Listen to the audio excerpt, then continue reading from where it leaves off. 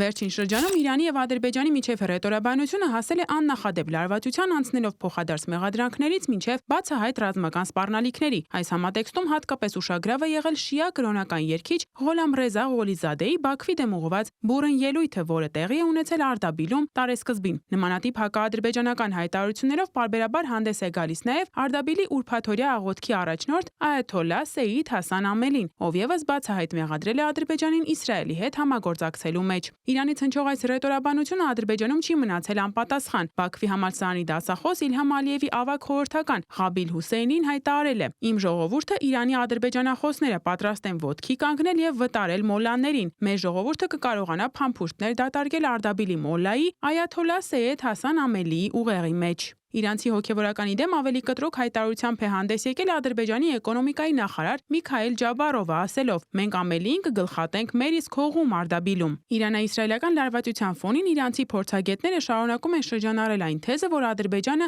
հարթակ է տրամադրում Իսրայելին Իրանի դեմ գործողությունները իրականացնելու համար։ Հարավային Կովկասի հարցերով իրանցի փորձագետ Էհսան Մովահեդյանը սոցիալական ցանցում հրապարակել է լուսանկարներ, որտեղ նրա պնդմամբ պատկերված է իսրայելական կործանիչի վառելիքի բաքը Կասպից ծովում Ռամսարի ափին։ Մովահեդյանը նշել է. «Իսրայելը երկրի արևմուտքում չէ, ուրեմն ինչ է անում այն հյուսիսում։ Այս մասին պետք է հարցնել Բաքվին, քանի որ այն տարածաշրջանում սիոնիստական ռեժիմի երկրորդ ճյուղն է։ Ռեժիմի խնդիրը լուծելուց հետո պետք է լուծվի նաև Բաքվի չարիքը», ասել է նա։ Իրանական պետական հեռուստաընկերություններից մեկի եթերում հայտնի վերլուծաբան Իսլամական հեղափոխության պահապանների կորպուսի հետ փոխկապակցված անձանցից դոկտոր Խոշչամշը ներկայացրել է Իրանի հնարավոր գործողությունները ստեղծված իրավիճակում։ Ըստ նրա, Իրանը դիտարկում է Ադրբեջանի տարածքին հարվածելու հնարավորությունը երկու հիմնական նպատակով՝ փակել իսրայելական կործանիչների վառելիքային սնուցման աղբյուրը, քանի որ դրանք ըստ նրա լիցքավորվում են Ադրբեջանում, կանխարգելել Սյունիքի տարածքում հնարավոր գործողությունները, որոնց նպատակը Իրանի համար կենսական հյուսիս-հարավ երթուղու փակումն է։ Հարավային Կովկասի հարցերով իրանցի փորձագետ Էհսան Մովահեդյանը եւս մեկ անգամ ընդգծել է